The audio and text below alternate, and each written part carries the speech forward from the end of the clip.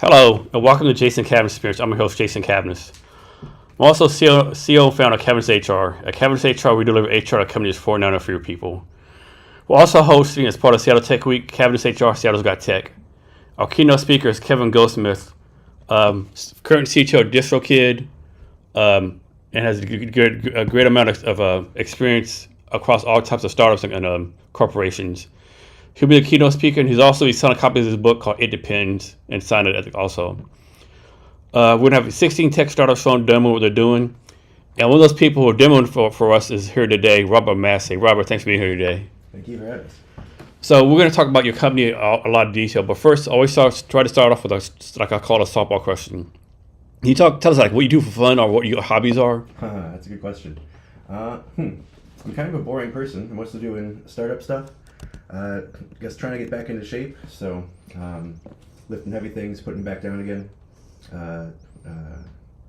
That's one of those things I kind of yo-yo with, but getting back into the rhythm of weightlifting would be a fun one for me. I mean, last time I checked, round was a shape, right? So you do like any powerlifting or just regular weightlifting? Just regular weightlifting. Okay. Maybe if we get far enough along, think about doing a meet one day in the future, but really more just for getting some exercise and for my health type thing. Yeah. Do you have like a standard routine you do, like arms on Monday, chest on Thursdays, or? No, I'm not really. Unfortunately, I'm not really. Consistent enough with it yet. But legs, chest, back, just a rotation like that. So squat, deadlift, bench. And you said in pre-talk you're originally from Wisconsin. That's correct. That's the land of cheese, right? That's correct. So is that really that much cheese there? Is it all in on cheese there? Yes, definitely, that is the case. I don't know. I guess there's all these different cheese making competitions, and people from Wisconsin are routinely the ones who are winning that across Europe or America or wherever they hold those types of things. So when someone offers you like some craft cheese or Bavaria cheese, like what is this crap here? Like this is like manufactured bullshit. Well, yeah. Well, that's on one hand that's true. On the other hand, I'm not a particularly good Wisconsinite in that department. I actually like cheese as much as the median Wisconsinite might. But, and how long have you been here in the Seattle area? Yeah, I moved here coming up on 11 years ago when I started my PhD at UW. All right. So that'll be 11 years in September. And you're like a lifetime Green Bay Packers fan? That'd be correct. Yeah. They used to have some pretty good games between them and the Seahawks back in the day. Yeah, like true. Really good ones. The Fail Mary. Yeah. That one. The Fail Mary. Yeah. I'm a big Cowboys fan. I haven't been a trade with my Cowboys yet. Mm-hmm. I think maybe been to 3 or 4 Seahawks games. Mm-hmm. It's a good experience, right? Like I tell people, right, you haven't been to a loud stadium to be in a Seahawks game, right? It's insanity. Yeah, I've not been to a Seahawks game. But yeah, plenty of games at Lambeau back in the day. Amazing. And so, man, that's on my bucket list, right? To see a game at Lambeau. I know it will never come true because here the wait is like 20,000 years long or something to see a game there. Yeah, the line for tickets is pretty robust. Like yeah. If you get your name in now, maybe your children or grandchildren will be able to benefit from it. I know I think they hosted a Super Bowl draft party there. Didn't a Super Bowl draft there? Yeah. It was like 200,000 people showed up or something. Yeah, more than the entire city's worth of people flew in. I know it's been so. I guess this lady, her front yard is right across the stadium. So like, yeah, that's really insane to have a front yard right by Lambeau Field, right? Yeah, it's a small town, so it's not like it's a big city where you've got the stadium. It's 80 or 100,000 people, I think. I like for Green Bay, it's like run by a public corporation, right? So there's no chance of any owner like, hey, this market's too small, let's go to somewhere else, right? That team will always be there. Yeah, a bit different from the situation with other organizations for sure. Yeah, and I think it's a great thing, right? To me, it's crazy when people want to move stadiums or teams. I mean, I get it, economics and stuff, but still, like, something's kind of lower to, I guess, Yeah. So, the name of your company, does it mean anything or just a random name? No, Astrolabe. So some people say Astrolabe and then they get it wrong, and that's fine. I just have to deal with that. I picked, an interesting name for me. Where did I even get it? There's a couple different avenues to it. One is working with one of our partners, Polaris Battery Labs. They're down in the Beaverton area, down in Portland. The idea there, Polaris is a North Star helping battery companies commercialize their technology. We're a software company providing IT infrastructure for battery teams to help scale their technology. So kind of a partnership between us and Polaris is one of the original impetuses for that name. And so you gotten grants. We're going to talk about how you get like non-dilutive funding in a little bit, but you gotten grants from the Air Force, NASA Science, and to me, there's probably no organizations more farther apart as like cultures like U.S. military and science, right? So how have you kind of like transfixed and like been able to like apply to both places? Mm-hmm. I was former military, so I know how bureaucratic that is. Like, how have you been like kind of like apply to both and being successful at both places? Yeah, well, I guess I would say my most useful skill from grad school has been putting words in the right order for proposals and grants and all that. So we've been fairly successful in that department. With National Science Foundation, Air Force, a couple other irons in the fire that we've got there. So, so yeah, that's been a useful at least starting point for getting the seed funding put together for getting things put together and getting things up off the ground. And remind me what the... And just like how you were successful with the Air Force and the science, which to me is like two totally different cultures. Yeah. Well, we're still in the process of... that's the next trick we're trying to figure out. We're going from some of these R&D grants to proper commercialization. So actively working on a couple irons in the fire on that front as well. The good thing about batteries is they go into all different kinds of things. So you can think about applying batteries for defense technology, for military technology, batteries for electric vehicles, batteries for backup power. Lots of things are obviously becoming electrified, so it's a hot topic right now. Even as batteries are still going to be important. The reason that different administrations think about batteries are going to frame it differently.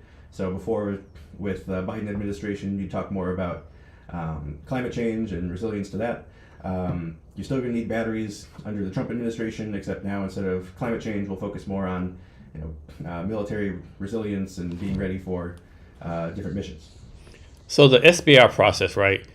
Like you hear all the time, there's billions and billions of dollars the U.S. Department that wants to invest in, startups and companies with no equity. And, they make it sound like it's easy, but it's not easy, right? Mm-hmm. Can you talk about the challenges of going through the whole process, the bureaucracy of it? And there's isn't there like phase 1, phase 2, all these different things you have to do? Yes. I forget about some of these things, but we can dredge some of that up. You got to do all these different registrations. You got to get all your ducks in a row on the admin side. I'm not very good on the admin stuff, so it's there's and it's not like they make it easy. It's not intuitive, right? It's like you would think of it like step 1, step 2, but there's like I'll make this up instead of step 1, step 2, it's step 1, step F. It's like very convoluted, right? Yeah. It is. Once you know what's going on, then you can kind of get into the swing of things. But obviously, it's not an intuitive process. I'm trained as like a physicist and engineer. I can understand things when we're obeying some law of physics. It's a little bit different when you're dealing with human bureaucracy, where you just have a rule. It's a rule for the sake of having a rule, or there's something happened to make that rule exist, but it's not necessarily clear to anyone involved why that we need this signature from this person on this date and all the extra a lot of administrivia to take care of. It's almost like some random bureaucrats like make up rules to justify their job, right? Yeah, I mean, hopefully that's not the case. Hopefully there is a reason they do and stuff they do. But sometimes just like, yeah, it's one of those things where it's like, okay, this is what we got to do. We'll do it. I'm sure part of it is you can kind of think about it as like a anthropological type of endeavor. Like somebody made this rule for some reason. I don't know why. Maybe the reason that is. Maybe that reason is no longer applicable anymore, and now we just have this like zombie procedure that we got to go through, or it's just one of those things that something as big as the federal government tends to accumulate bloat in. Yeah, exactly. Yeah, and so for the amount of money you got, was it worth the time and effort I put in? I'm guessing it was. Yeah, I have to say yes. Okay. I mean, obviously, it was a lot easier, right? But was it worth the time and effort you had to go through? Now, once you go through it the first time, you get a lot of the kinks worked out.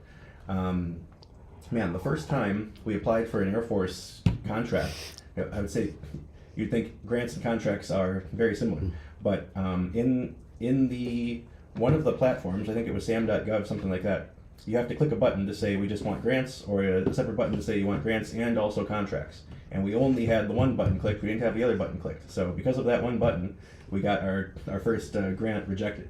So I had to go reapply, and everything worked out just fine there. But type of thing that had to wait another 3 months instead of doing something today. We had to wait another 3 months to go through the next submission cycle for our first phase 1. That's crazy too. Like I'm saying that governor trying to apply for contracts from our country. It's like if you miss something, you got to wait a long time, and nothing's intuitive. It's like I had a lady helping me from Apex, Melinda, and she was like, I would never in a million years thought this would be the next thing, right? She said, yeah, Jason, just yeah. Yeah. No, I mean it's very unforgiving if you've got like one T not crossed, then you're try again next time. But so what advice what advice you have for anyone to go starting the process now? Sorry? What advice you have for anyone starting the process now? Besides don't go batshit crazy and like be patient, I guess. Yeah, man. No, it is a long-term type of endeavor. So I would just frame it in terms of a learning experience. You're either gonna I want to say the SBIR specifically, it's like a 15% win rate, maybe for the phase 1. Maybe it varies somewhat from agency to agency. All these different agencies, we've got DoD, Army, Navy, Air Force have their own program. DOE, Department of Energy, Department of Transportation. Just depends where you're trying to slot yourself in. First of all, so make sure it's a good fit for whatever that agency is trying to accomplish. DoD is trying to accomplish a specific mission, so they want a very specific thing as an output for what they're doing, versus National Science Foundation is more broad, so you can kind of pitch a wider range of technology that you're hoping to eventually commercialize. So like you said, SBR, you have to be solving a specific problem for the Department of Defense. So what problem did you pitch that you wanted to solve? Yeah. Well, the ones that we've gotten historically, that's been more focused on electric aviation. So obviously, there's not a whole lot of flying aircraft just yet, but it's an area that there's a lot of time and effort in being deployed to go and solve some of those types of problems around, okay, how do we take a battery and make it fly vertically up in the air and then fly for 100, 200, however far you can fly it, and then land safely back down again. So that's one of the most demanding things you can try to do with a battery. So that was one of the applications that we've been looking at. Drones, robotics are another area of emphasis. Backup power for microgrids, that's another thing that we're looking into for one of our next applications. So don't tell us how much money you got, but like, does Air Force say, suppose they give you like $10 million? Do they say, okay, we gave you $10 million, you need to meet these metrics or the success factors? Like, how does that work? Yeah, well, actually, it is publicly available, so you can go look it up if you want and see how much money we've gotten. But yeah, it's kind of defined by your whatever your TPOC is, technical point of contact. So unfortunately, we had a little bit of a turnover with a handful of the guy who signed one of our letters of support, retired before we could finish or even start the project. So we're successful for deploying our technology and de-risking some things, but not successful at transitioning it to the warfighter just yet. Is the current status there. And when you win a contract, does the military say, okay, you won this contract, but Colonel Joe Blow is going to be on your board. Colonel Joe Blow is going to give oversight. Does any of that happen? Probably for bigger ones, not for us just yet. We're still, a small fish in a big ocean right now. So we've gotten to phase 1, we've gotten to phase 2. Like I said, we've not quite transitioned beyond that scope yet. But obviously, there's the more interesting things you're doing for the DoD, then there's the more people from higher up in the echelon that you can rope in, either as helping with the business development process or understanding the requirements or all these other things that again I don't want to talk out of turn for stuff that we haven't quite gotten to yet. Okay. But yeah. And then you spent some time at something called Pacific Northwest Astrolabe. Can you talk about that? Mm-hmm. Yeah, that's how I got back into I guess not back, but cut my teeth on battery R&D back in the day. That would have been the summer 2012 and 2013, back when I was an undergrad. So yeah, the battery industry has grown a lot since then. we were looking at some of my projects were looking at like vanadium flow batteries, different kinds of materials for battery electrolytes, for battery anode materials, different things like that. So. And what age will you start getting interested in all this kind of stuff, like engineering physics, or like you're like 10, 11, or when did this happen? Yeah, I guess I would say it probably would have been my freshman year of college. I went to UW-Madison back in Wisconsin. I spent a lot of time in a chemistry lab looking at researching catalysts for water oxidation. So basically taking water and splitting it into oxygen and hydrogen to make a fuel cell or artificial photosynthesis or things like that. So it was totally off subject, but you always hear UW-Med is like a real party school, right? Is that true? Yeah, I was not partying that much at the time. Yeah, I'm guessing you weren't.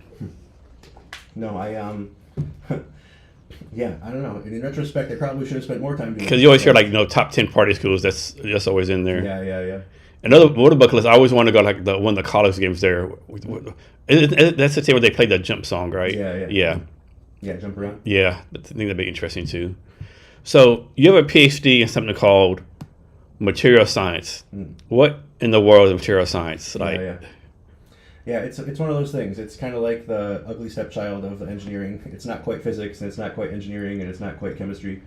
Originally material science was like, okay, how are we going to go and refine this steel to get a certain grade of steel or a certain kind of aluminum, or originally it was more focused on metallurgy and things like that. Once you get to a certain point, everything kind of blends together. So, everything's very interdisciplinary, batteries especially. You need electrical engineers, you need chemical engineers, you need mechanical engineers. It all kind of blends together in order to like make any product at this stage in the world. But material science is basically the study of all these things around us. Somebody had to go make the plastic. Somebody had to go make the glass. Somebody had to go make the steel or wood or all these different things that had to be processed in some way in order for it to make it to in front of us now for whatever product that is. So this is total like science fiction stuff, but why do you think we haven't figured out yet how to take this plastic table, I don't know, burn it down, melt it, make it into aluminum or something? Like how come we can't easily change one material to another material? Well, I guess that's turning plastic into aluminum is more like alchemy, so that's a little bit of a different type of thing. You can turn plastic into recycled plastic, and then obviously there's a lot of different regenerative type things people are working on there. You can do it, but it's more like particle physics, or I don't exactly know how you go about doing it. That's like a type of stuff you do at CERN, where you're shooting a whole bunch of protons at things. Then now it goes from being lead to gold. Okay, so some people will say you have to be like sort of like mental unstable to get a PhD, right? Yes. Fair. Yeah. Because you're working long hours, you pretty much have no social life. It's basically like, it's a big time commitment, right? Yeah. And then I'm making this up, I think half the people actually don't make it through, because it's too hard for them or some life comes up, right? Yeah. So why get a PhD and then how are you able to actually successfully obtain your PhD? Yeah, good question. this is what I always tell people now. If you're not sure why you're getting a PhD, don't do it. And I always discourage people at this point to say, if you really have your heart set on it, then my disapproval is not going to stop them. And if they're on the fence, then it's going to be brutal. So you're better to quit now than, you don't want to be halfway through it and then have like a crisis of faith or whatever it is that you got going on. And, if you have your heart set on it, go do it. But you don't need it. Yeah, I give people the same advice. They ask me, should I start a stuff? My preferred answer is always no. No. Yeah, if you need somebody else's permission to do it, then no, you're probably not going to have the passion and all that kind of stuff to go to. Yeah. I always joke around sometimes that you want to start a company, you need to have some kind of mental health test. I'm guessing it's kind of the same way to get a PhD, right? You probably need to get some kind of mental health test before you start your PhD, right? Yeah, I'm a crazy person. I don't pretend to not be a crazy person. It's just one of those things. So you just kind of, at this stage in my life, you just own it. And if you're normal, you're not going to get a PhD. You're not going to start a company usually, There's a lot of weird people out there doing great things. I used to take it as like a negative when people called other people weird, but now it's like taking more as like a badge of honor almost, Yeah, right. It's like, well, like I said, I'm a weird person. At this point, I own it. I'm not trying to be somebody I'm not. This is what we're dealing with at this point. So yeah. So I'm guessing you're done with education, right? You're no more PhDs. Yeah. So for PhD, like, is that for life? Like, can anything happen where they come take it away from you? Oh yeah. I mean, yeah, I don't think so. Okay. I think so either. Yeah. Yeah, unless they dig something up and then they decide, no, we retroactively hate this guy. We're gonna, he's a persona non grata. But I can't think of. No, I think I'm stuck with it. Okay. Yeah. So I think I pulled this from your bio. For batteries in military applications, there's a gap between what battery developers think they need to compete on versus what actually matters to the soldier. How did you figure that out? Yeah, well, this is just one of those things. I'm heading up a subcommittee with the Military Power Sources Consortium, and this is a initiative that we've been running for the past, I guess, coming up on 9-ish months now, something like that. There's lots of people who are trying to commercialize new battery technology. The military is a good test customer because kind of small volumes, but always looking for an edge for more power or more ability to do more. Can we make the drone last longer? Can we make whatever they're doing just more reliable or last longer? I guess to your question, lots of people are trying to say, okay, we're going to compete on cost, which is a terrible strategy for batteries in general. But yeah, especially in the context of the military, it's a very complicated enterprise sales process that you're endeavoring to go do there. And again, I have a software company. I'm not selling batteries, so I'm speaking a little bit out of turn. But just to focus it on the things I can say with confidence would be, you are delivering new technology to the warfighter or to whomever your end customer is. There's a lot of different silos between you, the battery developer, the people acquiring the battery, the people doing the contracting, the people who are signing off on things, the people who are actually using it. All these different silos of people who don't necessarily talk to each other. And because of that, it's a weird game of telephone figuring out what the actual things that matter are. So in the context of DoD applications, you really want to make sure you're doing something that you couldn't do before. You don't want to say, okay, we're going to reduce your the cost of batteries for your unit or something like that. That's not really a compelling value proposition. You really have to say, okay, we're going to make your drones fly 20 minutes more, or something like that, as opposed to increase lethality by 2% or some kind of metric, right? Yeah. Yeah. So something, you have to figure out what your customer cares about and increase that metric. So I'm guessing there's all kind of batteries, like the lithium batteries, D-cell batteries, but batteries for cars. Is a process for making them all pretty much the same, or all batteries pretty much made out of different, like the same materials, or it's like each battery has its own process, own material they use? Yeah. I mean, it is a bit of a zoo. It depends on what battery you're talking about. So lithium-ion batteries, we're getting better at making those at scale, and by we I mean mostly the Chinese and I guess Tesla to a certain extent. A couple other manufacturers out there that are trying to get good at these types of things. But yeah, so there's standard processes in place for ramping up battery manufacturing for mature lithium-ion technologies. You could think of lead-acid battery manufacturing. That's a different process, but it's lead-acid batteries have been around. I don't know exactly. I want to say like 160 years at this point, coming up on 200. So that's its own thing. There's new chemistries, solid state that people are looking at, where you have to look at different manufacturing processes, and that's part of the trick of some of these new technologies. Is it's great if you can make something work at lab scale. How do you actually go from that lab scale battery that you made to building thousands and thousands and millions of cells of that thing? So space travel now is done like combustible engines, I think, right, with gas stuff. Do you think there's a time in the future where all space travel will be done by batteries? No, I would say probably not. Probably not batteries.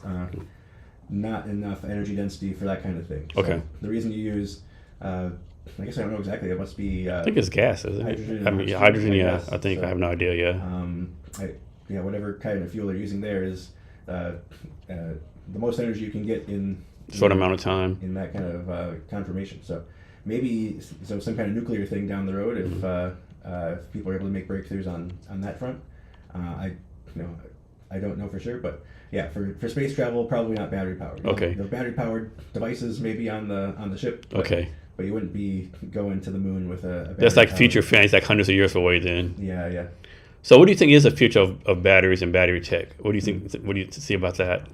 Yeah, I guess it's a question of what time frame you're looking at. So there's always, different technologies that people are trying to get up and running. Near term, I think sodium ion is an interesting one that's been getting a lot more traction lately. So, I guess you can look at the past handful of years. Before things were, there's different cathode chemistries that people have been using. NMC is one of them. That's nickel, manganese, cobalt.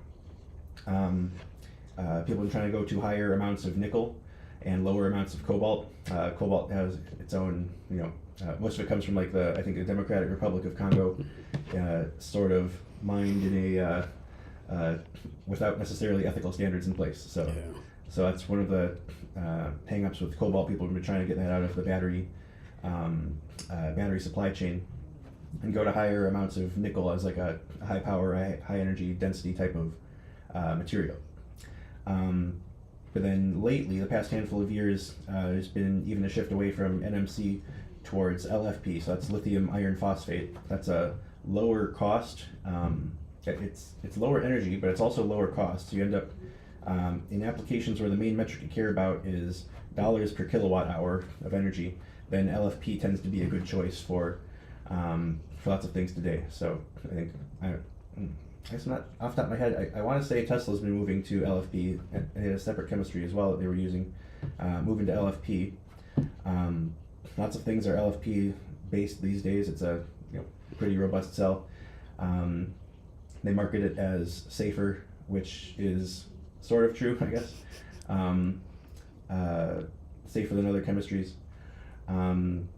So yeah, LFP is kind of the one that's winning today. We'll see sodium ion is a similar type of value proposition where it's, again, a little bit lower energy density, but safer and cheaper overall is how it's marketed. We'll see if some of those things play out. But yeah, a handful of other types of chemistries that people are working on, just depending on your application. This is where you're not necessarily going to have one perfect battery that works for everything. You're kind of designing your battery around whatever application it's supposed to be powering. So, and you said cobalt comes from the Democratic Republic of Congo, right? And isn't the Congo one of the only countries that you can get cobalt at? Yeah, I don't know the exact supply chain, but I want to say something like 2/3 of all the cobalt comes from there. I want to say it's also a byproduct of mining nickel, I think. Okay. So I guess don't quote me on that, but I think it's not even like you don't go mining for cobalt, you get cobalt as a when you find some other thing that you're looking and for. all these materials, are they like finite resources, infinite resources, or Well, yeah, so there's a couple things there. One is, as things become more valuable, then we look harder and then we find more of it. So before a couple of years ago, people were wondering, are we going to run out of lithium? It seems like the answer is no. There's all kinds of deposits that we keep finding. Just if you look hard enough, it's just a question of, it's not a question of is there enough lithium, it's a question of how are we going to be able to mine it out, economically enough to make it worth it. Which again, mining is not necessarily my forte, but this is my understanding is that there's more than enough lithium to go around. Is there any of these materials in the United States, or we have to go like to Africa, different countries for these other materials? Yeah. Let me see here. For lithium, there's plenty that we found. I don't know if there's too many active mines. I think Tesla put their gigafactory in Nevada because it's near where one of the lithium mines is. So I think that one might be active. Yeah, with lithium iron phosphate, that's the idea there being the source material for the iron is dirt cheap. That's not necessarily the limiting thing there.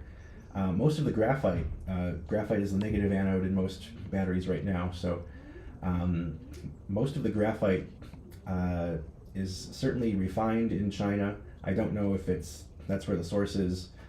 There's all these different things in the supply chain where you have to dig it out of the ground, you've got to do some different processing steps, then you assemble it into the cells, and you assemble it into the packs, and you integrate it into whatever the final product is. I know most of the supply chain is in China. I don't know exactly what breakdown each of those individual steps are, but graphite. I want to say China had impounded some kind of restrictions on exporting graphite in the last handful of years. So you've been able to combine, deep technical expertise with business, right? Most people can't do that, right? Either they're deeply technical and they fuck up the business, or vice versa, right?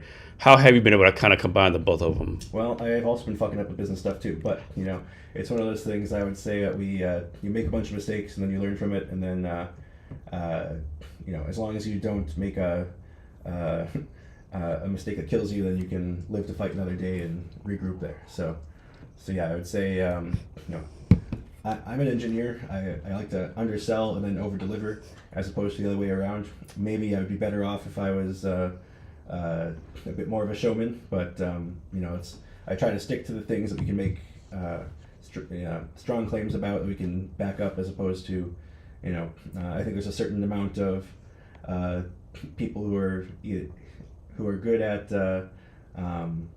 creative storytelling. And then you can decide for yourself, okay, where is the line between, selling the vision versus like outright fraud.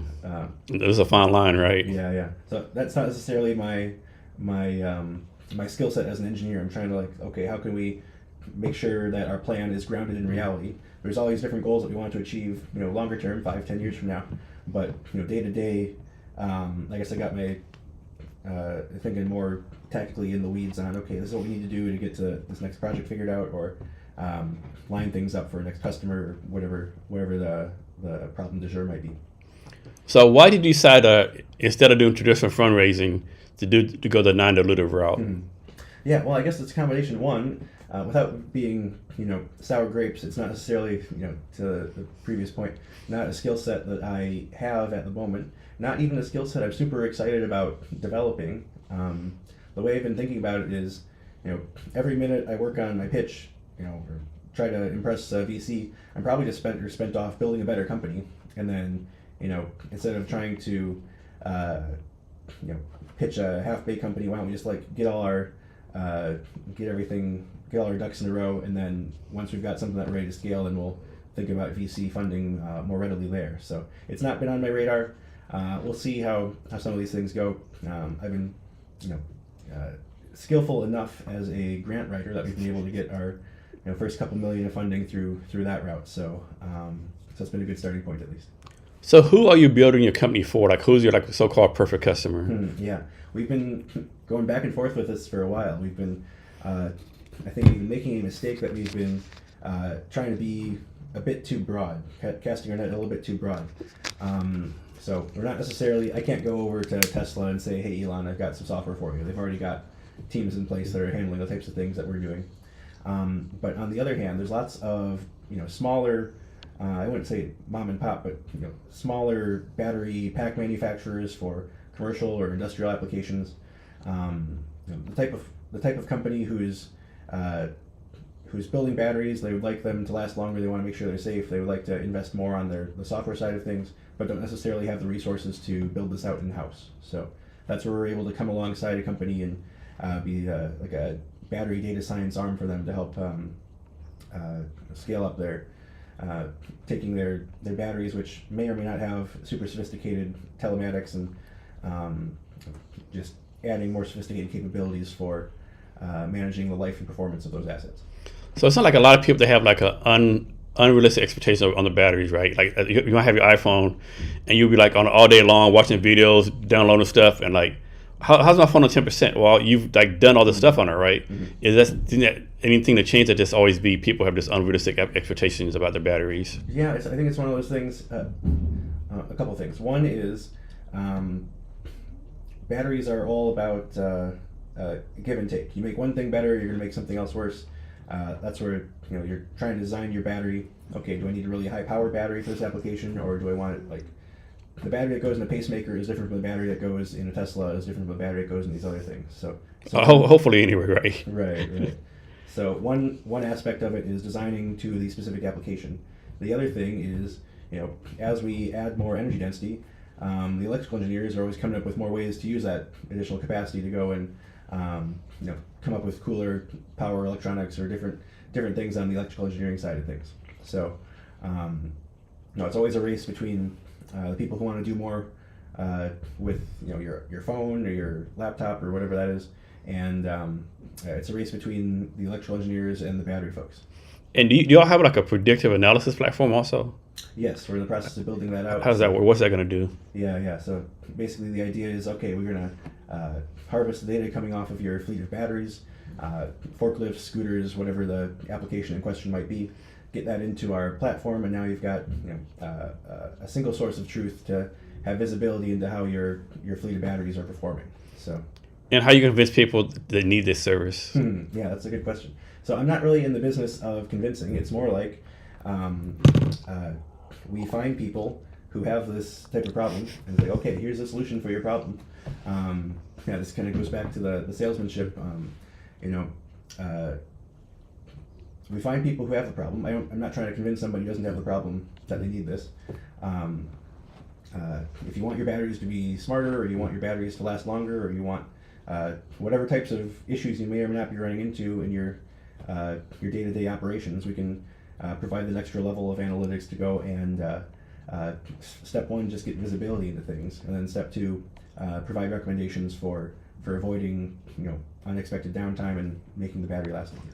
And you might still be working on this, but I think a lot of founders, they struggle with like the business model, like how much to charge. How have you figured that out yet? Like what to charge these people? I mean, it's not fully baked yet, but our main costs are headcount for the team, and then to a minor extent, a distant second place is the cost of monitoring things in the cloud. So, but no, it's the pricing is not robust yet, but it's such that as we get our first handful of customers on board, we're able to profitably serve them once everything's hooked up. And you got these customers, is it based on industry, amount of revenue you have, or anything like that? Yeah, I guess a good sweet spot, call it,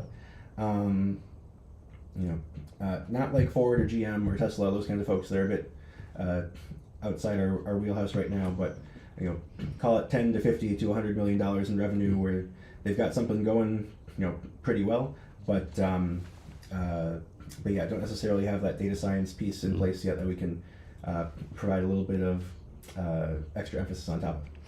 Can you walk us through like a scenario that you've done already, where like what your company is doing has actually helped another company get better? Yeah, so I'd say how our process works. Step one is usually some kind of POC. Figure out, okay, how can we, especially prove ourselves to a given company. We're still relatively new to some of these market segments, so we're just trying to generate trust with our customers. So step one, some kind of POC to make sure that we can do something that they care about. So build a specific algorithm or build some specific infrastructure. From there, then we can take that algorithm and deploy it however they want. We're working on building out our own standalone platform, but a lot of these companies already have some kind of telematic solution in place already. So either use our own standalone platform or integrate our analytics into whatever system they've already got up and running. So they don't necessarily want a new dashboard per se. They just want, okay, here's where we've got everything we need here. We just want a couple extra key metrics off the battery to make sure everything is hunky-dory. So for example, let's suppose someone has a trucking company, have like, we'll say 300 trucks, right? Mm-hmm.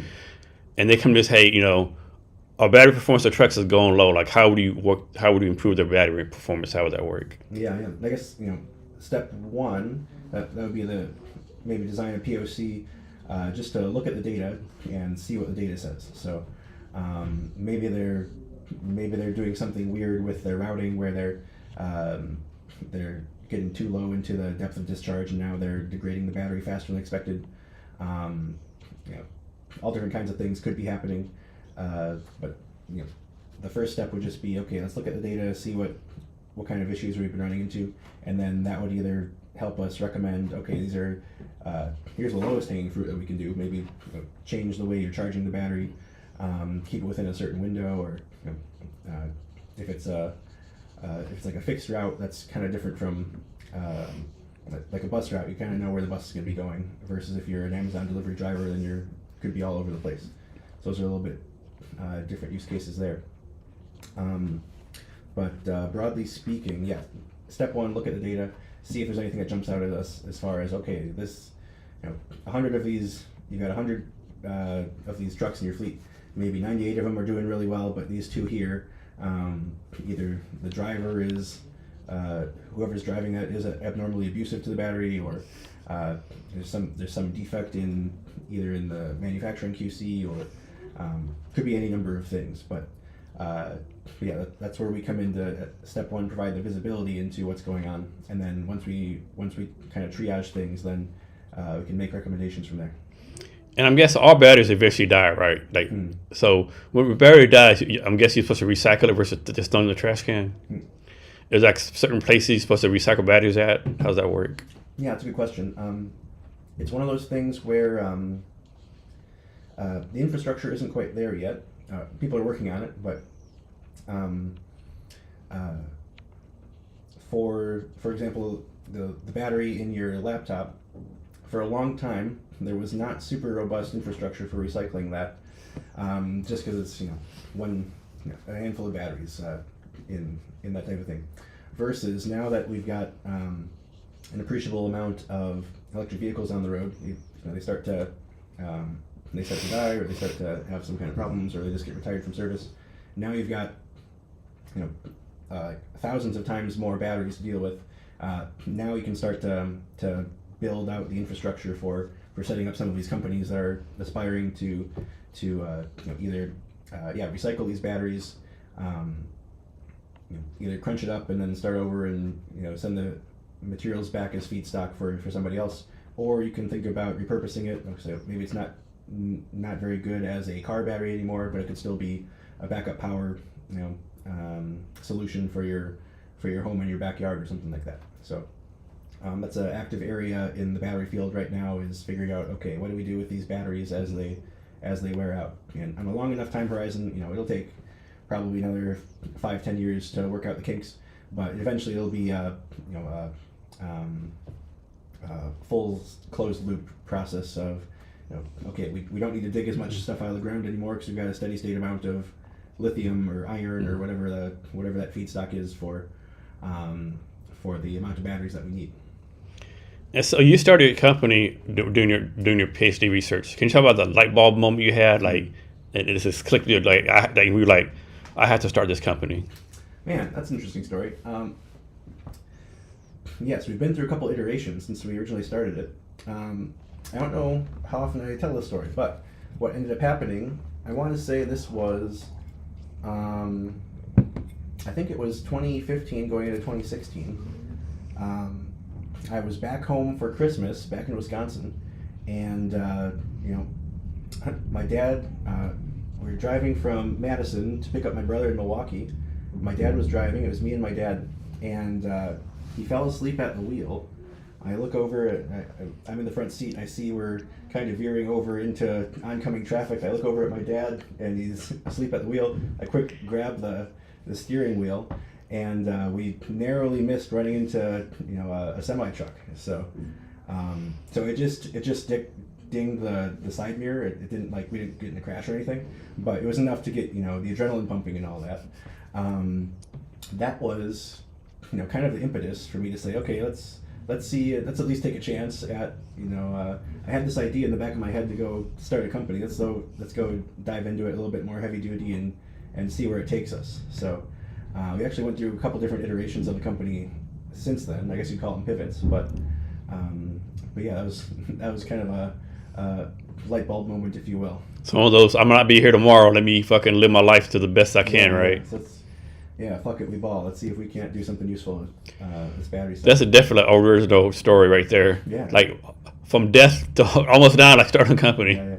I mean, it's I don't want to oversell it, but yeah. It's a great story though. It's enough to get the adrenaline pumping, and I was shaking a little bit, oh man, I almost died. We didn't have to go to the hospital or anything. Nothing. Yeah, but still, I imagine your nerves are Yeah. spider senses going off. Yeah. So you pull over to the side of the road. I drove the rest of the way. My dad took a nap. Yeah. I don't know, but yeah, that was one of those things that, you know, it's like, okay, let's go and enter one of these UW business plan competitions and see where it takes us from there. And yeah, it's been kind of the through line since I guess 2015. And one thing I don't think people realize how much startup stuff happens at University of Washington, right? The startup hall, there's all these different things going on there, right? It's probably like one of the top places to do a startup, I think. Yeah, we've definitely gotten a lot of support from UW, from the Burke Center, from Foster School. So yeah, UW's been great for us. So you got your bachelor's or undergrad from University of Wisconsin. So why did you decide to get your PhD from University of Washington? That's another interesting story. Well, the short answer is it's the only place I got into. So, there you have it. Yeah, so it made the decision process pretty easy. I temporarily, this is another kind of funny story, I temporarily got into MIT for about an hour. So what ended up happening there, I think they accidentally sent acceptances to every single person who applied my year. So we all temporarily got accepted to MIT for about an hour until they came back with another email that said, all right, actually, no. Man, can you imagine when the person had to send a second email, like the egg on the egg on their face? Yeah, I don't have it with me anymore, but I had it for a while. I would definitely have I would have both letters on a frame somewhere. Yeah.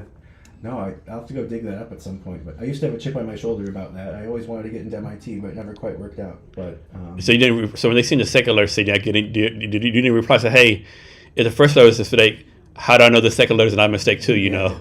No, I didn't respond. They just kind of strung us along for another couple of weeks, and then eventually got my official rejection. Yeah. But okay. But no, that one, that one. It is what it is. It's kind of water under the bridge at this point. I kind of wonder, Seattle is a different environment compared to Boston. Oh yeah, very different. Yeah. I wonder what kind of person I would have been if I, spent 11 years at MIT versus here. So. Yeah, like one thing I have in my life, I always talk about decision points, right? Like one decision, changes the trajectory. Like that's a big decision point going to MIT versus University of Washington, but there's all these little decision points we have in our life, and people don't realize the decision points other people affect us too, right? Like it's like Joe Brown decided to leave his house 10 minutes early, and then he affects all the traffic and stuff, so it makes you late here. Like just all these things people don't think about. I think who were late for their flight at 9/11 or all those kinds of stories. All these like different, all this multiverse stuff. Yeah, it's insanity. So being a founder is not easy, right? It actually sucks if people honest themselves. What makes you not quit? Yeah, I'm very stubborn, so I don't know if you can coach that. That's just the way I'm built. So part of it, I'm just very obstinate, maybe people would call it, in certain things. This doesn't work for everybody, but works amazingly for me is, my bad days aren't even really that bad. Like, somebody's get a little bit, annoyed at me over email or on a call or something like that. And, okay, that's whatever. But my grandpa was in the Korean War, so this doesn't work for everybody, but it works amazingly for me. Like, no Chinese dudes were trying to shoot at me today, or no North Koreans were shooting at me today. An IED didn't blow up my Jeep or anything. So, sometimes I get a little bit too down on myself, but if I can properly reframe it, it's like, all right, there's what I'm doing. I send emails and I do Zoom calls, and that's most of my job. So it's really not that bad when you frame it appropriately. So having said that, being an entrepreneur, you hear no a lot, right? People tell you no all kind of different ways. A lot of people take no as personal. They think it's a personal thing, but it's not really, right? I mean, maybe once in a while it is personal, right? But how do you deal with all the no's? Yeah, I guess I should be getting more of them.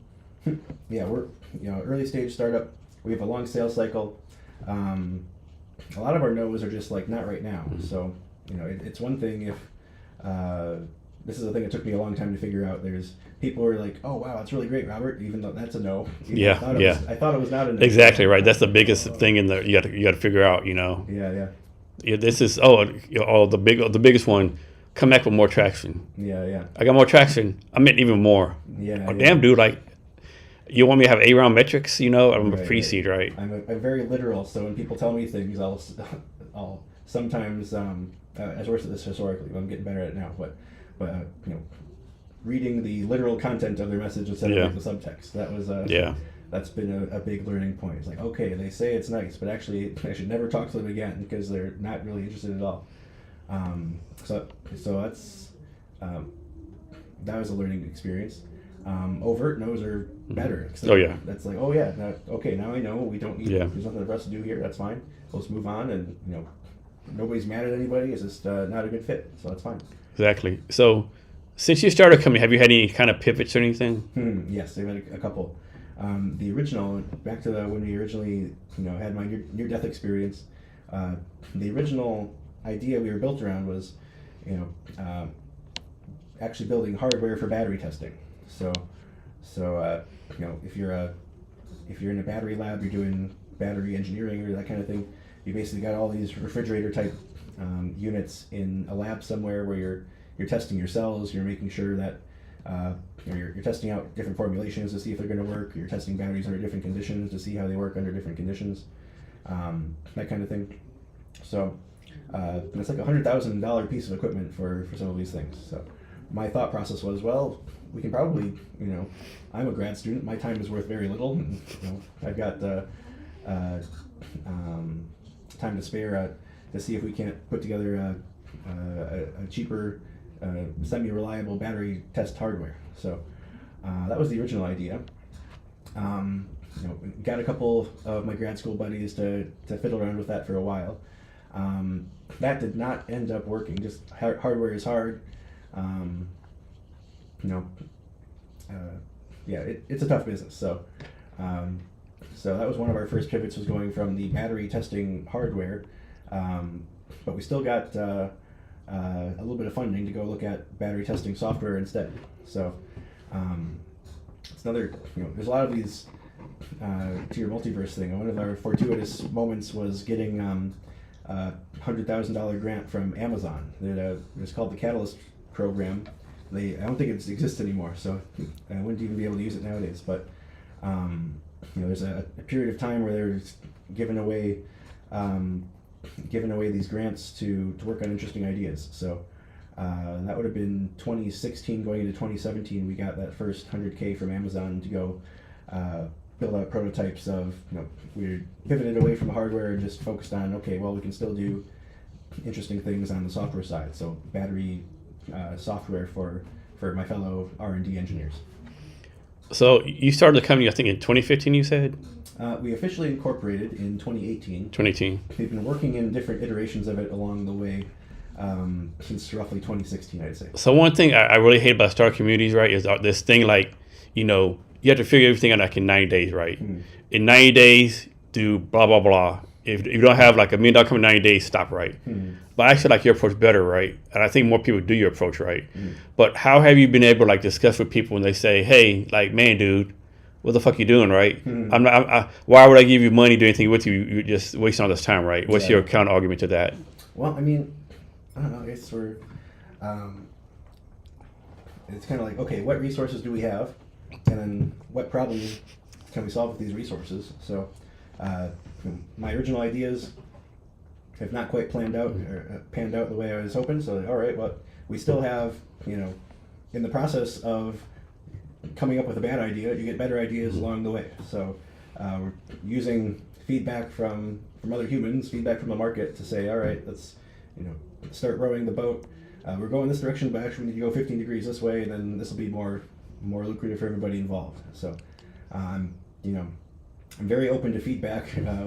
If somebody tells me we're doing something dumb, and that was, to your point, that was where people were never really overtly negative. Yeah, no one's gonna say your baby sucks, so to speak, right? Yeah. It's like, oh, that's great, Robert. Yeah. Okay, you want to buy it? It's like, oh, it's not that great. Not this quarter, not this time, or it's not that great. So, it took me a while to figure out. Okay, that's useful feedback. We're not really making as much progress as I think we are, so we got to go and.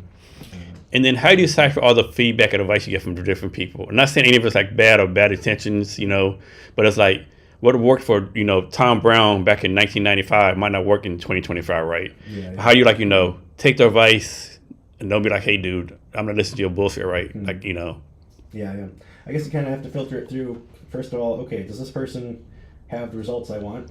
And if I don't need to take a homeless person's advice on how to build my startup, I'm going to kind of filter that out. versus if it's a guy who's done something useful and you know, then the next filter there would be, okay, is this the right advice for the stage of company we're at? So if we're still not to the point where we need to rapidly scale or anything like that, I think a lot of people get themselves hurt scaling before they're ready. So so for better or worse, we're not to the point where we need to rapidly scale things up yet, but making sure you're taking advice at the appropriate stage for what you need to be doing. And then is there other things I factor in there? Those are two things that come to mind off the top of my head. Okay. Probably a couple other dimensions to it depending on the advice. And how you deal with this, right? Like suppose you're talking to someone at your company, right? And you explain everything in detail to them, and they say, what I understand you're doing, and they say something like totally left off the field, like nowhere even close to you just said, right? Are you like, I need to work on my storytelling better, or this dude is a fucking idiot if he can't get what I just said? Yeah. I mean, yeah. So one, I probably do need to work on my storytelling better. On the other hand, it'll depend on if I'm talking to my ideal customer and they don't get it, then that's a big red flag. If I'm talking to like a realtor, they don't necessarily know. They don't need to know about battery engineering per se. So there's a different level of detail we can go into. Like, okay, we make the batteries last longer and we make them not blow up. That's a good synopsis of what we've been doing. And this is a thing I've been messing up historically was, we're a battery analytics company. We do battery analytics, but nobody necessarily knows what battery analytics means. So we've been in the past handful of months working on getting a crisper focus in on the things that our customers actually care about. Like, our customers don't want battery analytics. They want the batteries to last longer. They want them to not catch on fire. They want them to work when in these mission critical scenarios where they're supposed to be working. So are you like a hardware company, tech company, climate company? What kind of company are you? Yeah, that's a good question. We're a software company, I would say. On a long enough time scale, we'll probably do a lot of different things. So we've got our analytics in the cloud now. We've got some irons in the fire looking at embedded, so taking the analytics and putting some of them, onto embedded hardware, and that'll be a separate thing. So that's a little bit outside my personal wheelhouse, but we can go and, depending on the application, I think it'll be critical for DoD things as well. Sometimes it's better in the cloud, sometimes it's better embedded, where you don't have any latency or security type issues. I guess we're kind of all of the above. We're kind of climate tech. It's another one that's been a little bit of a difficult story to tell. Where we're not directly sucking CO2 out of the air or anything like that. We're helping people make better batteries, where we can kind of retroactively figure out a number for, okay, here's all the batteries that we've extended their life, and that is X amount of lithium we didn't have to dig out of the ground to make the new batteries that this battery replaced. And it's a bit of a convoluted story that we've not quite dialed in there, but yeah, there's certainly a climate aspect to it as well. Do you think you'll ever like actually make batteries? It's not my goal. Maybe it's not my goal. I'm open to it if there's all these different things that I have not planned for, that maybe making batteries ends up being part of the process if need be. Certainly there's different values for being closer to the actual hardware itself. So we'll see what's in store for us. It's not my plan, but we'll see how things shape out. So you're doing a demo at my event, Kevin's HR Sales Got Tech. Can you kind of walk us through what we plan on doing for the demo? Yeah, I guess there's a couple different things that we'll be showing. But the main idea being, okay, we get data from somewhere. I don't really care where the data comes from. All these different pieces of infrastructure have different communication protocols and ways that they're recording data and all that. So as a battery guy, I think of myself as a battery guy. I don't really care where the data is coming from. Just give me the data, and it all kind of boils down to time, voltage, temperature, current. Other things you can everything could basically be derived from your time series data around voltage, temperature, current, and a couple other key features there. So the algorithms kind of work behind the scenes. The dashboard that we'll be showing the visitors will be, okay, here's a hypothetical fleet of batteries. X of them are doing pretty good. Y of them have some weird issue that we'd want to flag for either preventative maintenance or remove it from service immediately. Or this battery's gonna catch on fire, get it very far away from it as fast as you can. Different things like that. Isn't there some kind of interactive demo where people can take part in it too? Yes, it will be. Yes, I'd say you can click through and okay, here's where we get the data. Here's the data getting crunched in the background. Here is the final results of imagine yourself as a fleet operator. Here's the state of health for all your batteries. So the event is part of Seattle Tech Week. So talk more about the actual tech of it. Like how does the tech work behind it? Yeah, so like I said, we just need the data in some format. So vehicles have CAN bus data, drones have different ways of communicating, telematics have different ways of communicating. It doesn't matter to me, it's all, like I said, it all boils down to time, voltage, current, temperature. Our key IP is basically around different algorithms for estimating state of health, state of charge, state of power.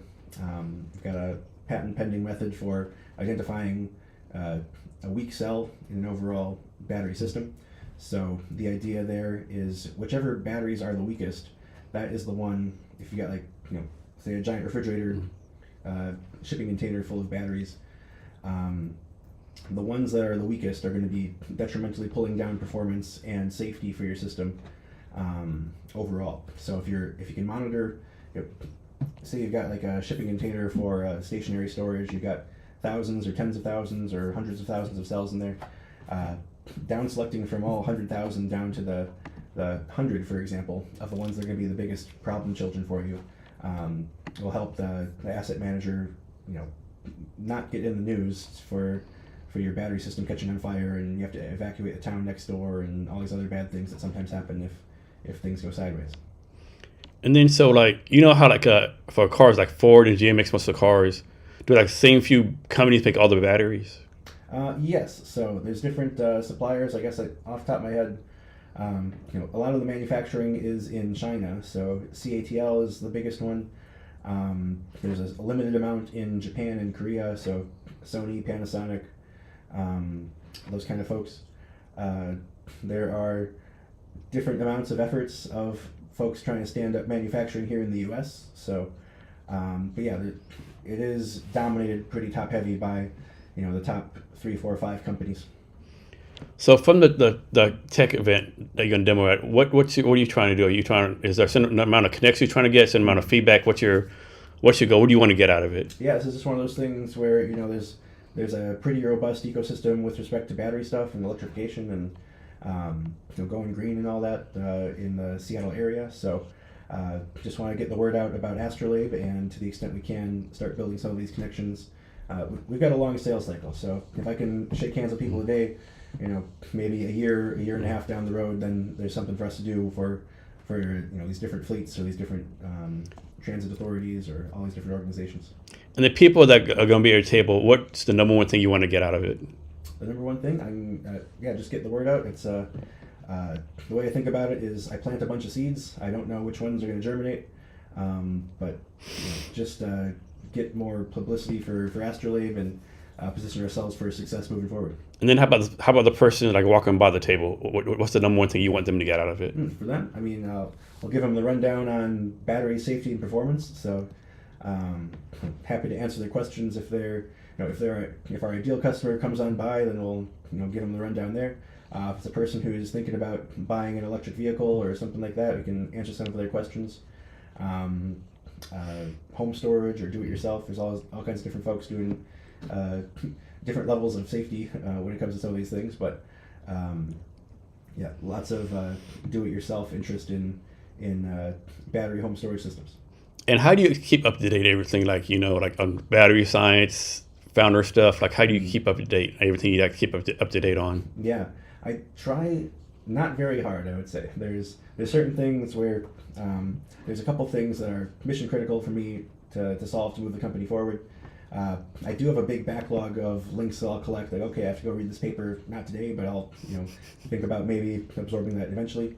We'll see somebody publish something that seems pretty applicable to what we're doing, so see if we can see what we can glean from what other people are doing in the field and integrate that into what we're up to. But yeah, there's only so much you can do with 24 hours in a day. So I've not necessarily even been very good at this, but I try to focus in on, okay, what are the top 2 or 3 things that are going to move the needle for the company, and then get those things done. Who else is doing this besides you? As far as like competitors, Yeah. there's a couple other startups in the similar realm, in the general battery analytics space. I would say our main competition is internal R&D teams. Mm-hmm. So it's like a buy versus build type of question. So a handful of other startups, but it's really does this company want to do it themselves? Which a lot of times they, what's the expression? Not invented here syndrome. That's something that we're into. If if they want to do it themselves, then that's great. But we're trying to provide a differentiated offering to say, okay, here's what you've got right now. Here are the things we can provide off the shelf, and then kind of cast the vision of, here are all the things that we, on a long enough time horizon, build out infrastructure for quality assurance, build out infrastructure for monitoring in the field.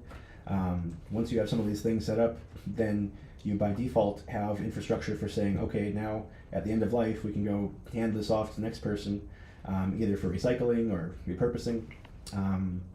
But yeah, this is an active problem I'm trying to solve for myself, is figuring out how we what's the right combination of words that will help click what we're doing into our customers' brains. But So how does your company become successful, whatever successful is to you? yeah, we're a pretty lean team. Success, different levels of success. The one I'm focusing on right now is, let's just bootstrap our way to profitability to the extent possible. If we want to go raise money and scale things from there, we can think about doing that. But the things I'm worried about right now are, okay, let's go get customers XYZ under our belt and happily situated, and then just have a niche that we can own for ourselves. And I think that's where our focus on defense applications and commercial industrial type applications can be a useful niche that we can establish ourselves in. We're a little bit late to the game as far as automotive is concerned, so it's not necessarily our focus. But yeah, the core thesis is things are getting electrified at a pace much faster than the rate at which we're developing new battery experts. So if we can provide that extra level of service and then productize that service around making their batteries work, then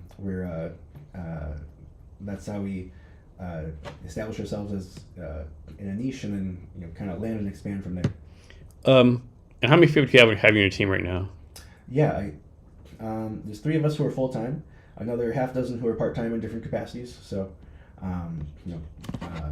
product development, marketing, sales, mostly on the software engineering and algorithm development side of things. And so how have you been able to convince these people to come work for you, right? Because startups is like a toss no win, right? Yeah. Well, I mean, a couple different things. UW has been great for recruiting for us. So I think just about everybody on the team has come through the door somehow through a UW connection. So I like to basically set it up such that let's go do some kind of internship or short-term process for getting things started. If things go well, then we can expand your contribution from there.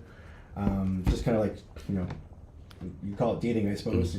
Step one. Yeah. Let's we don't need to jump into getting married together right off the bat. Let's slow step it a little bit, and if we're able to do some smaller things together successfully, then we can we're happy to ramp things up. So for the people who've been in your company, what's like a number of characteristics they've had that's made them successful working for you? Like all your employees that made it or successful, they had this one characteristic. Yeah, that's a good question. Yeah, they just get their work done. They don't complain, and then when we said, okay, we're going to do this thing gets done. Being successful at a startup or anywhere, a lot of it is just say what you're going to do and then do it. Yeah. And that's like 90% of it. Everything else is, at least in my experience, the other 10% would be you can make it fancier than that. But if you just do the thing that you said you're going to do, that solves most of your problems. So how do you deal with this? Like, there's a myth out there. If you start a company 6 months later, you be a multi-billionaire, right? I think a lot of employees have the same misconception. I think a lot of employees work at a startup and expect 6 months later to get millions of dollars, right? How do you tell your new employees, hey, this is a startup, yes, but it's not a overnight success, right? You have to put in some work in. Yeah. I mean, this goes back to me trying to undersell and then over deliver. I try to be very upfront about, okay, here's all the things that are fires in the background that we need to put out eventually. Here's number one fire, here's number two fire, here's number three fire. But number one fire has to get solved before we can worry about these other things. So I try to be pretty forthright about here's the challenges that we're facing as a company. If that's not for you, no worries, it's all good. But this is where we're at as a company. This is what we need you to be doing. Or if that's not you, then no worries. But you just gotta go do that somewhere else. So you say you try to focus on 2 or 3 things that move the company forward, but usually you get 10, 20 more things per day added to your list of things, right? So how do you keep from getting overwhelmed? Like we're only doing 2 things, even though it's moving the company forward, and you get people adding stuff to you all the time, right? Yeah. Well, I'm still not great at this. There's still, some random. What's that quadrant? There's urgent, there's important, there's I forget the guy's name. Yeah, I know what you're talking about. Yeah. But there's the things that are urgent, and okay, I'll take care of the urgent stuff. Yeah. If it's urgent, not important, I can delegate that maybe. The thing that I'm not the greatest at, but would like to get better at. I think this is true for most people, is doing the things that are not urgent but important. So it's easy to do the urgent important things.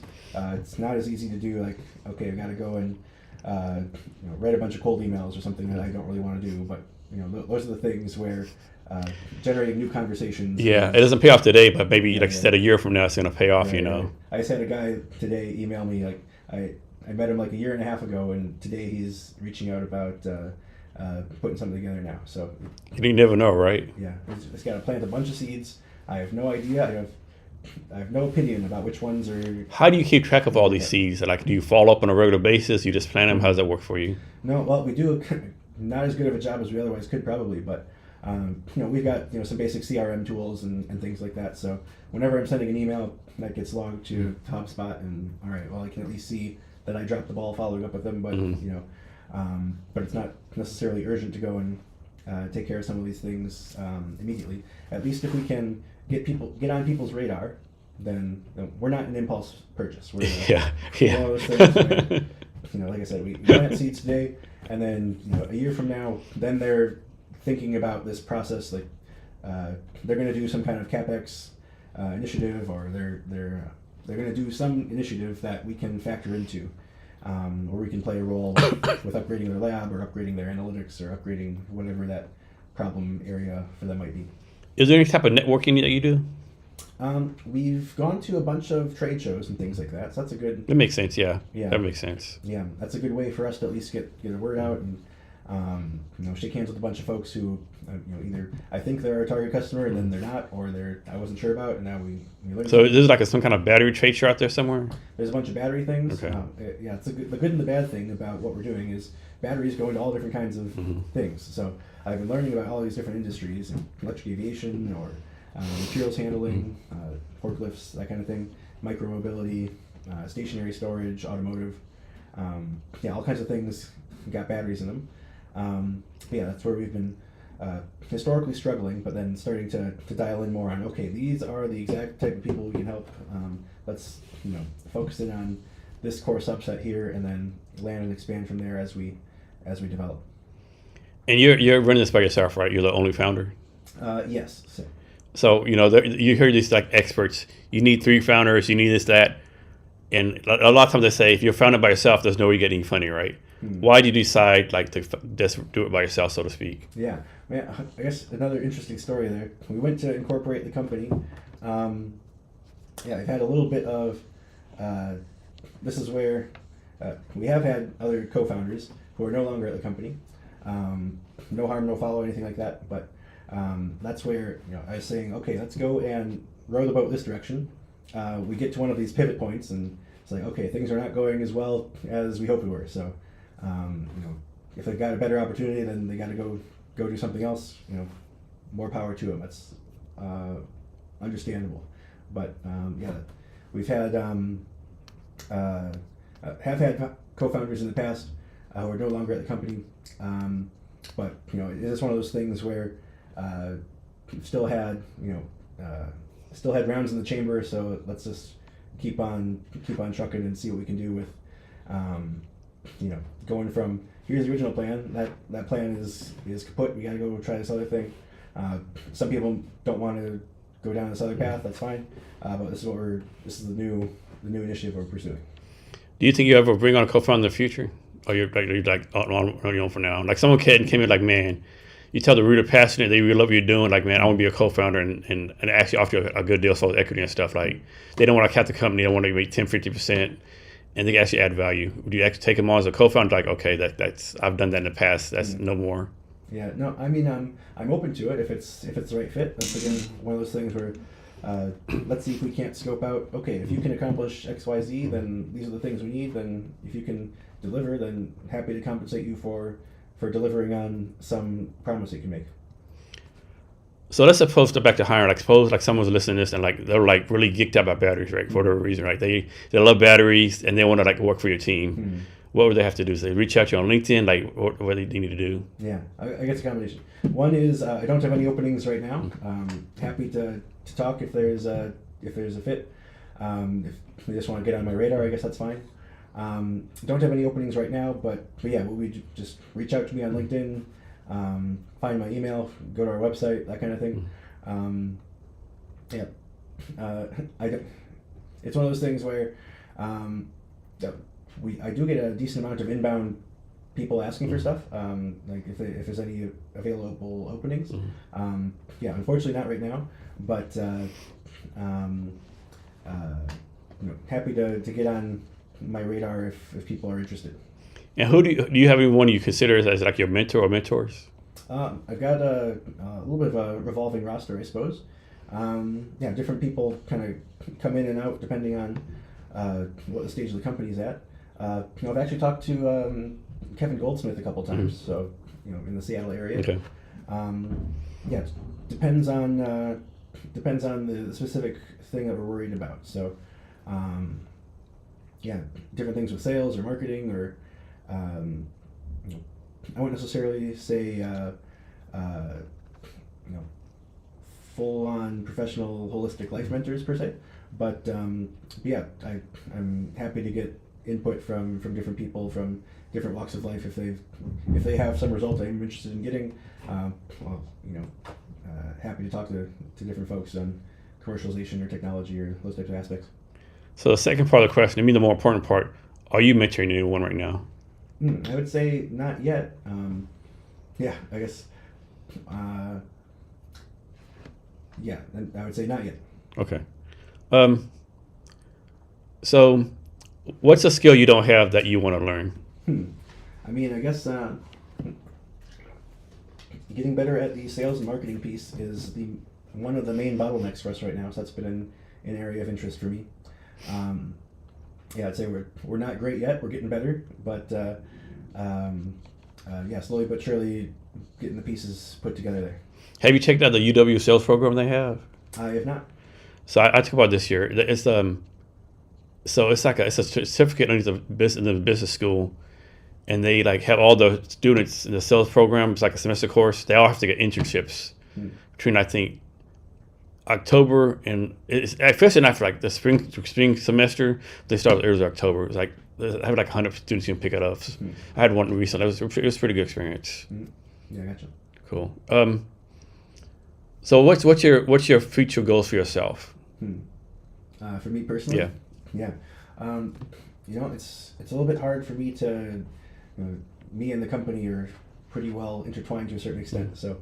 The main goal right now is let's see if we can't get to profitability. So then if we're profitable, then we don't need to raise money or anything. We can have it as an option, but not like a need it to not die type situation. So yeah, just be a productive member of society. If I can make the forklift batteries work, then then I have done my small part to make the world a better place. If we can make the forklift batteries work, then we can probably land and expand to other types of things from there. And do you have like some kind of factory you work out of, like a office, home office, things remotely? How's that work? We've got some space at WeWork. We've got some space at Commotion. Okay. We're mostly, like I said, I do Zoom calls and emails for my job, so I mostly work from home. But yeah, we've got folks who are here in Seattle. We've got people all over the place, so we're a distributed team. Most of the work just gets done. My work gets done from my apartment more or less. So let's suppose we'll go back to the truck company. Suppose the truck company's headquartered in Nashville, Tennessee. Mm-hmm. Do you actually have to go to Nashville, Tennessee to do all this kind of stuff? How's that work?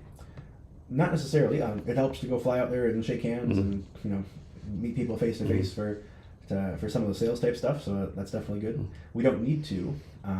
It depends on what infrastructure they've got available. So we don't necessarily have hardware that we retrofit onto systems. It's mostly how can we tap into an existing telematic system to get the data we need. So it's mostly us working, our IT folks working with their IT folks to get all the digital wires hooked up, if you will, to get the data we need for algorithms to do their thing. So I think in 1960 JFK said we're going to go to the moon for the decade. So we went to the moon 8 years. But as far as space stuff, we haven't really done any improvements since then, right? Mm-hmm.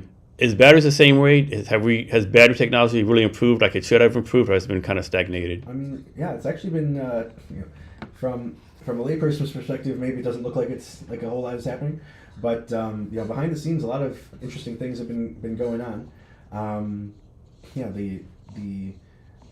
There isn't a what's the thing I'm trying to think of? There's not a Moore's law for batteries.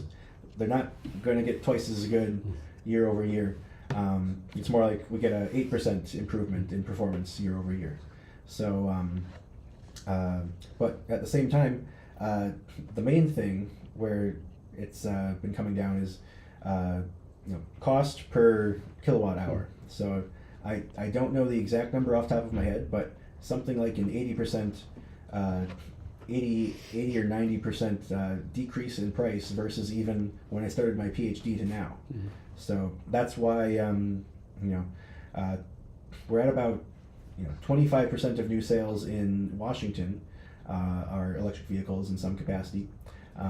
Lots of batteries going in to support the grid. Lots of batteries going into different things that previously weren't electrified. So there's a half dozen batteries within arm's reach of us right now. So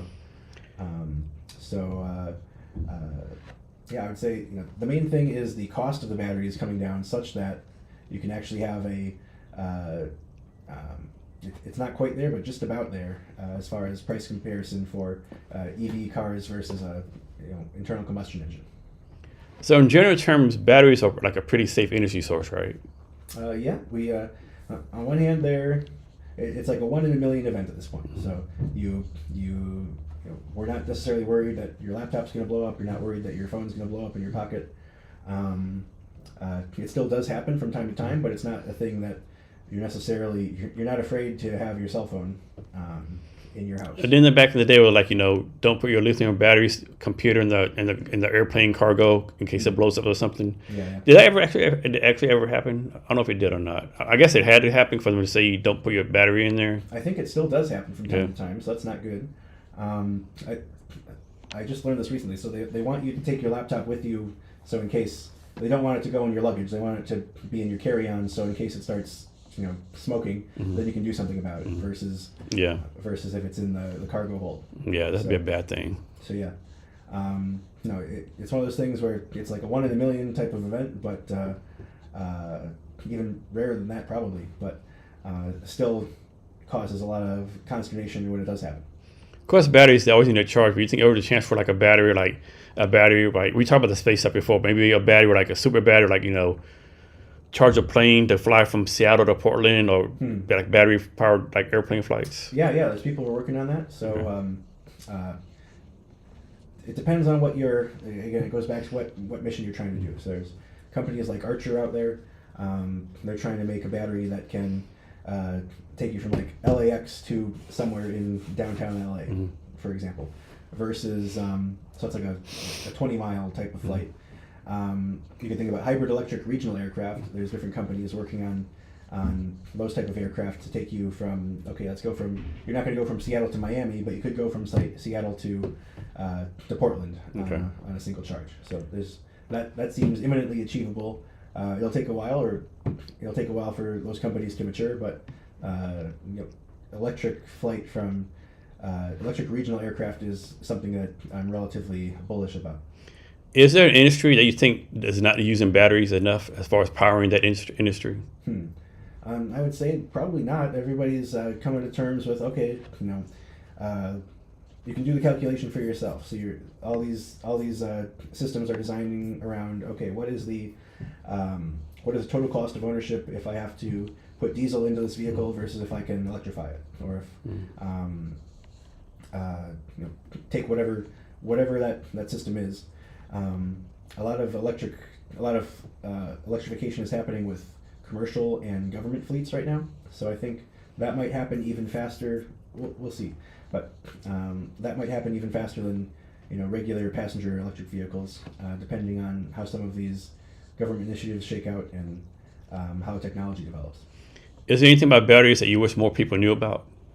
That's a good question. I kind of have the curse of knowledge, so I know all these things, and I don't know what a regular layperson knows. So maybe just stick to the basics. We can say, okay, here's the battery, here is the positive electric material, here's negative electric material. The lithium is squiggling back and forth as you charge and discharge your battery. I guess the main thing, to your point, the cost of the batteries is coming down so fast, like much faster than anybody ever expected. This is the main thing. If I go back and showed myself the cost curve for batteries from like 10, 15 years ago, it would have been astounding. I'm guessing the size of the batteries went down a whole lot too, right? So you can decide, do I want to, I guess the size of the battery roughly stays the same. A lot of the times what ends up happening is, do I want to have the same amount of energy in a smaller space, or do I want to have the same space but have more battery in there? So in general, it seems like system designers are deciding to have the same space but add more battery. So you have like longer service life, for example. Okay, this is a totally random question, right? I'm probably like put out how dumb of a kid I was, right? But a lot of time when kids are small, they'll look at the battery, get shocked. What, can you explain the science behind that? I guess, so the battery is an electrical circuit.